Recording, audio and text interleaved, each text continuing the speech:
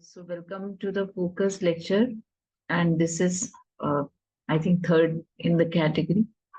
So first, we are going to understand from the social perspective why endometriosis is important and why it found its voice. So back then, we were not talking much about endometriosis because the diagnosis was a bit difficult to make, especially with history alone, and there are no specific markers for making diagnosis of endometriosis. And clinical suspicion has to be high so that we may reach to a conclusion that we are getting or dealing with a case of endometriosis. So it's a chronic estrogen dependent condition characterized by ectopic implantation of functional tissue lining the uterus, that is endometrial glands and stroma outside the uterine cavity. It is a word derived from Greek meaning endo, metra means uterus, and osis means disease. It remains to some extent vague, with the most common clinical symptom being pelvic pain and infertility. Now, what happens? It implants like the ectopic endometrium, which is supposed to be here, placed up here and getting proliferated cyclically under the influence of estrogen. After ovulation, for 14 days, it stays there and gets shed off. But what is happening that sometimes this endometrial gland and stroma is getting implanted outside the uterus, mainly on fallopian tube and ovaries. While it is depositing on ovaries, it takes the formation of chocolate cyst. These implanted tissues are growing, over a period of time, encase themselves, make a cyst, and after enlarging, they form endometrioma or chocolate cyst. They can also be found on fallopian tubes, uterosacral ligaments, GI tract, and urinary tract. Sometimes we see them at elsewhere places where it is not common, very common to find it. It is known like pleura, pericardium, central nervous system, or any tissue that you can think of. So what are the etiologies? A quick review. One and most famous is Sampson's assumption.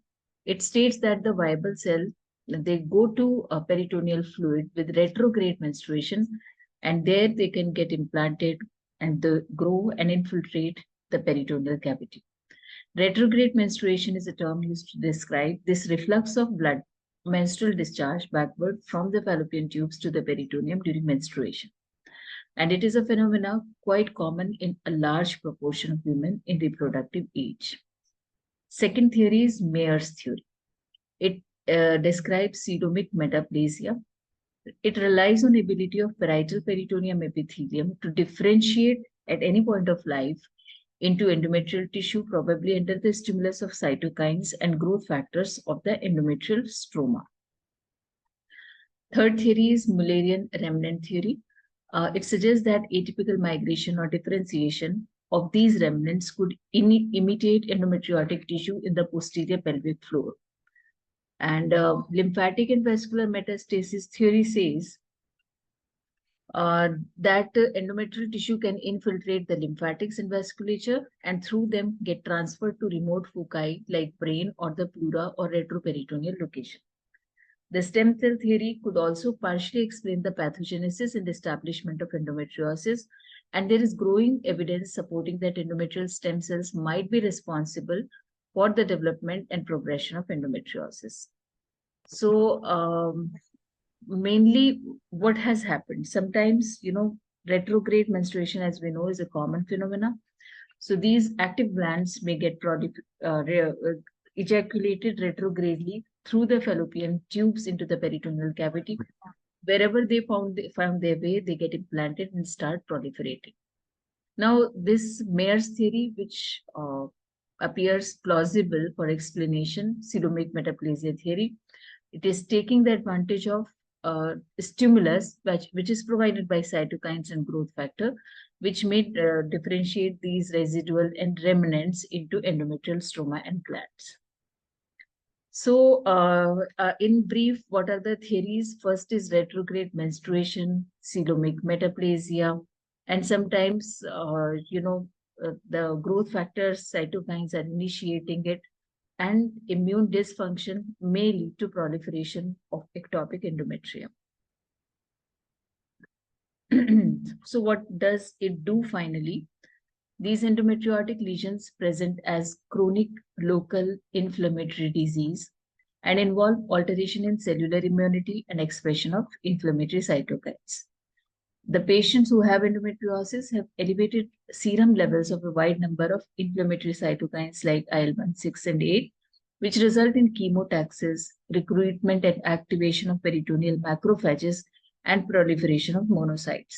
So they have created an environment which is attracting all the inflammatory markers, cytokines, and inducing a lot of damage because of this inflammation, which leads to widespread tissue destruction, which ultimately causes scarring. So when tissue is destroyed, it heals, and it heals by fibrosis, which leads to scarring. That is one thing. Adhesions. Now, when two tissues are destroyed and they're healing, so when they fibrose, they may adhere to each other's surface and thus result in lot of adhesions. Abnormal macrophagic activity, which is directly responsible to the damage of ovum and sperm and thus impair fertility. Seepage of endometrial tissue and blood on ovary, which leads to entrapment, cyclical proliferation, and encystment, thus leading to formation of endometrioma. So as you can see here, endometrioma is formed. So what does it do to ovary? It decreases release of oocytes due to entrapment sometimes, and the oocyte quality also is not good. You see here scarring and adhesion formation. There is anatomical distortion.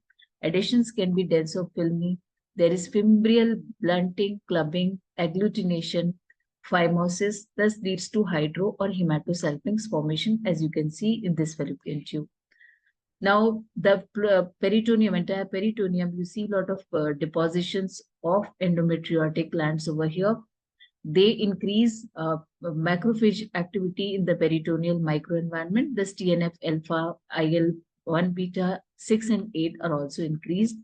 And sperm factors are also affected, which lead to immobilization and DNA damage of the sperm, and thus leads to decreased pooling and decreased binding with the ovum.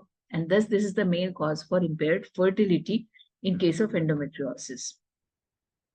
Further, what it does, it invades mucosa after breaching it, thus leads to deep infiltrating endometriosis, or DIE as we better know it. Intestine are not the only organs which may be infiltrated by endometriotic glands. Ureter, bladder, and entire GI tract anywhere can be infected, rather any tissue. So the question is, can we stop it? As we know, estrogen is the main hormone responsible for propagation and expansion of the endometrium, which is lying outside the uterus. And it is mainly a reproductive age disease. That is why estrogen cannot be withdrawn. It can just be suppressed, and we can prevent the recurrence of this disease. Incidence is around 10 to 15% of women in reproductive age group suffer from this. And this prevalence increases by up to 70% in females with chronic pelvic pain. So the patients who are having endometriosis may suffer from chronic pelvic pain, which is a bad experience for the females who are suffering from it. Symptoms, first and foremost, is severe dysmenorrhea, chronic pelvic pain, infertility, and these vague symptoms like having fatigue throughout the day, having infrequent and unexplained episodes of diarrhea, chronic back pain, and organ-specific symptoms like bladder, rectum may be there. So these are the symptoms mainly for which patient will come to you, like having a dysmenorrhea, having chronic pelvic pain, having infertility. But these patients might not come to a gynecologist directly, having fatigue, diarrhea, chronic back pain, and somewhere else they're having pain. They're going to visit multiple specialties, thus the diagnosis is often quite delayed. So damage done by endometriosis on ovary, fallopian tube, peritoneum, and uterosacral ligament, we have already discussed what does it do and how does it do. See, this is chocolate cyst, and this is an implanted endometrial gland over the peritoneum, leading to scarring and fibrosis, this particular area. And this is a pictorial demonstration of multiple adhesions that have been created due to endometriosis. And now this is a representation of endometrioma and phimosis and blunting of ovarian fimbriae. Thus, they lead to formation of adhesions and tubal blockade also. How does it cause infertility? By adhesions, distorting tubo-ovarian anatomy. Ovum-sperm interaction is also blunted. Chemokines and cytokines are toxic to sperm directly and fertilized ovum. Even if it is fertilizing, the environment is quite toxic for fertilized ovum. Hyperestrogenic environment may lead to chronic anovulation and thus fertility. These are the mechanisms by which fertility is impaired in case of endometriosis. How does it cause pain? Prostaglandins are increased, ovarian cysts are formed, which leads to stretch in the ovary. Cytokines are elevated, peritoneum is continuously inflamed, scarring and adhesion formation. Thus, there is a lot of pain and which is unrelenting, usually subsiding by NSAIDs, but then the patient has to take it continuously. And the best test is diagnosis by therapeutic intervention. How are other symptoms explained? DIE, that is deep infiltrating endometriosis, where endometriosis invades bladder, may lead to cyclical hematuria. When it involves intestinal mucosa, it may lead to constipation, dyschezia, and sometimes melena also. When it is involving uterosacral ligament, it leads to chronic pelvic pain and dyspareunia. When it is invading pleura and lungs, it may lead to hemoptysis. Rarely nipple bleeding, red tears, where endometriotic implants are there, may also cause symptomatic bleeding.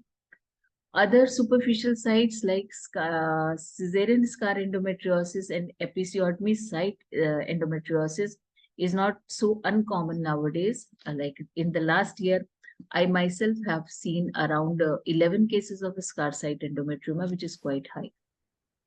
So how to make a diagnosis? First and foremost is history, and that was the thing that we were having earlier. Like chronic pelvic pain will be present, infertility and dyspareunia will be present. So this is a mnemonic which is CID, and CID is pathognomonic of endometriosis for your patient. So C for chronic pelvic pain, I for infertility, and D for dyspareunia. AUB might be associated in few proportion of patients, around 15 to 20%. Abnormal cyclical bleeding from other side may be present in 10%. And on examination, what can you see? Sometimes there is absolutely no finding in a patient with endometriosis. But if you happen to encounter endometrioma, you may palpate it parabdominally also. And if you do a PV examination, you can find ovarian cyst or tubo-ovarian mass. Now, these masses will be tender with restricted mobility due to adhesions, and an important differential diagnosis, may I know please? Having a tubo-ovarian mass, which is tender, and having restricted mobility. So along with endometriosis, what is the other important differential diagnosis? Two important differential diagnoses. I'm waiting for the answer.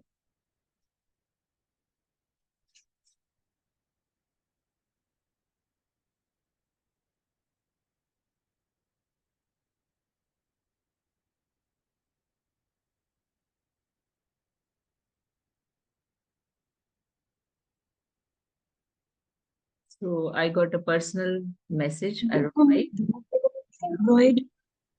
Fibroid. It will Broad ligament fibroid. It will not be tender then. So tenderness में कुछ तो inflammatory pathology चाहिए. Going by the basics. So दूसरी inflammatory Chronic pathology. ectopic. Sorry. Chronic ectopic. Yes. So एक तो ectopic हो गया. Very good. और दूसरा आंसर भी आ गया. Pelvic inflammatory disease in which tubo-ovarian masses are formed. So excellent. So tubo-ovarian masses may be due to endometrioma and the adhesions forming with it, PID, chronic PID, and chronic ectopic, and that those were excellent answers. So when we do pelvic examination, as I have been repeatedly telling, pelvic area will be tender because a lot of tenderness will be due to scarring, fibrosis, and cytokine and pro-inflammatory substances which are getting deposited and expressed in copious amounts during inflammation associated with endometriosis. Sometimes you may find nodules in rectal area, and believe me, this was the only thing which we were taught, and we were more, confident with our diagnosis when we used to do upper rectal examination and shorty or nodular uterosacrals were found. But then it cannot be a universal finding, and we have to depend on certain other things. Sometimes we get a fixed uterus and adnexa due to extensive scarring and adhesions. Uterus is so much scarred that it fails to move.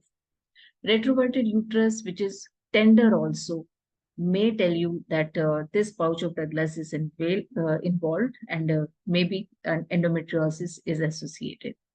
And finally, adnexal masses due to endometrioma may be felt. Again, nothing of this is universal or 100%. So you have to make 1 + 1 + 1 in order to reach to a final diagnosis of endometriosis. Now, trial of therapeutics that I mentioned earlier, if you give oral contraceptive pills to a patient and patient is relieved of her symptoms, mainly two, one is dyspareunia, second is dysmenorrhea, then we may think that we have suppressed this proliferation of endometrium, and thus maybe this is a patient of endometriosis. Danazol was earlier given quite popularly to the patients of endometriosis, but now we refrain from giving danazol unless we don't have any other thing. We have good and excellent medications to relieve endometriosis. So somebody has asked if adenomyosis can also be a differential diagnosis. See, adenomyosis there will be uterine enlargement, and we are talking of a differential associated with tubo-ovarian mass.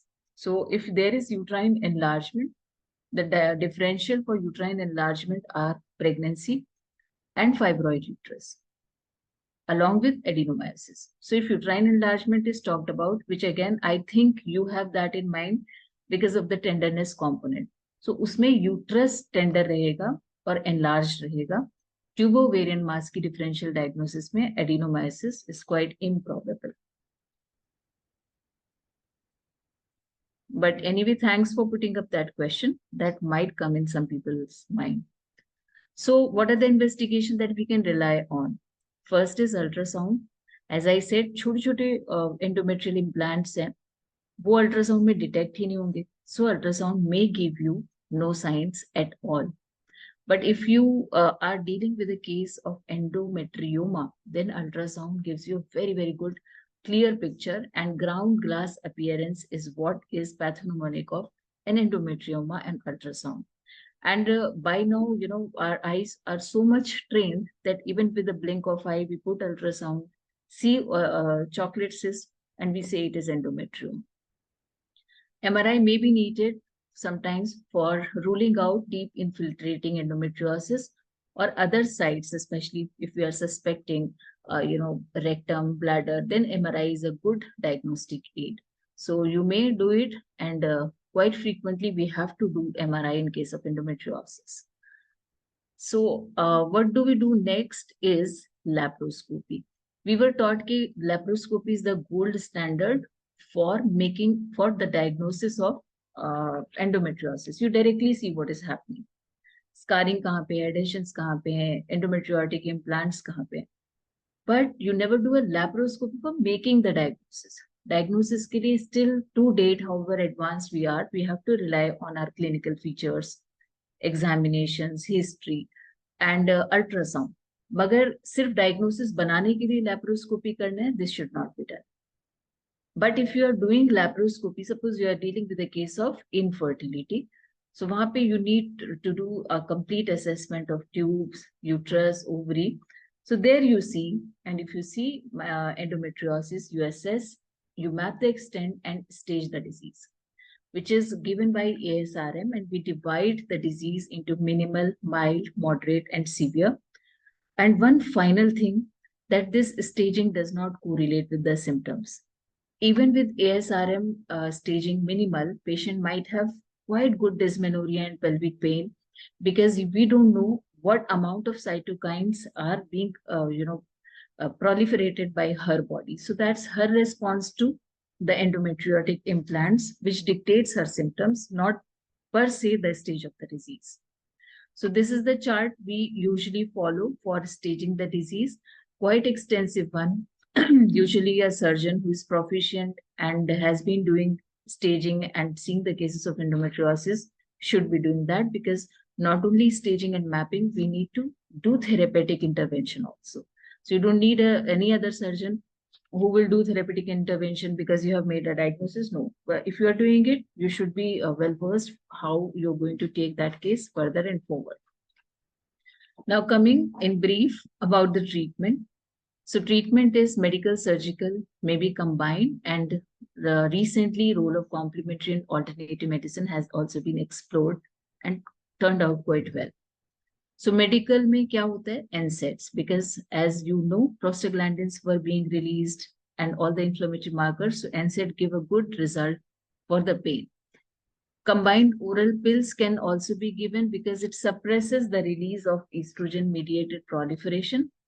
Progestins, which again are the best anti-estrogen that you can provide to the body.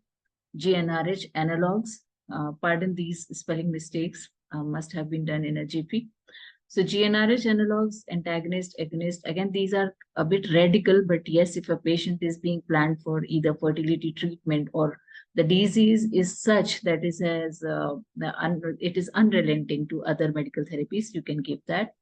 And finally, danazol, which is less preferred drug nowadays. LNGIUS may give results, especially in pouch of Douglas and adjacent, all the areas adjacent to the uterus may respond quite well to LNGIUS, as the concentration of progestin around the uterus in LNGIUS is around 1000 times more than the oral and depot preparations.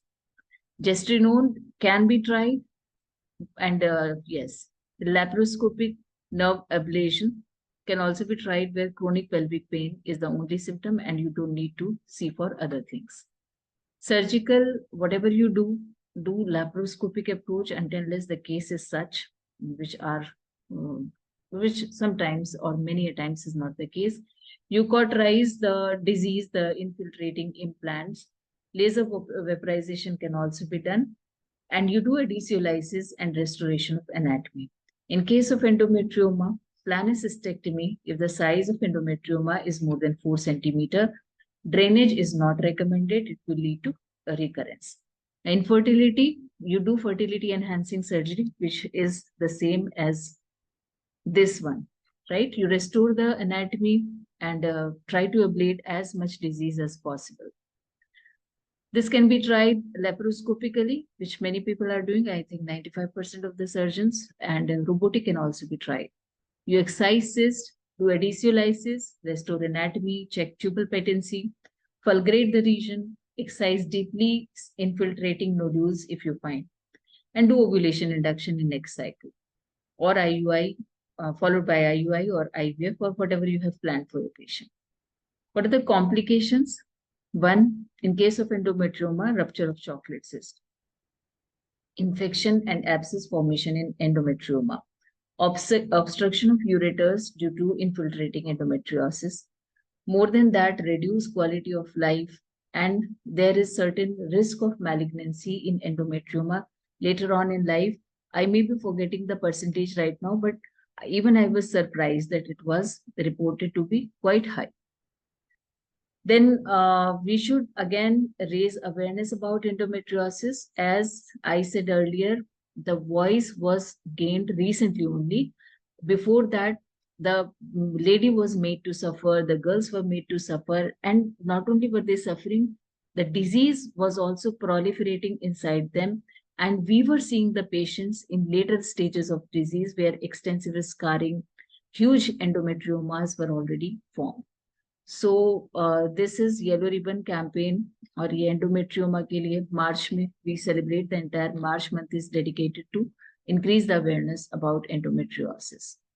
And in case of any questions, I'll be happy to take here also.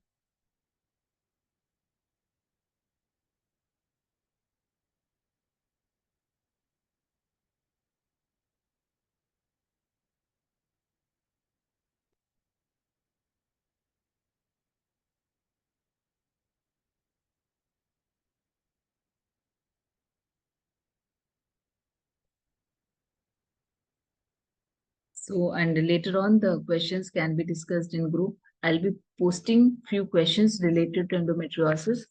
Uh, you may try to take them up, and in case of any doubts, we can connect later on anytime. So, thank you for joining. Good night.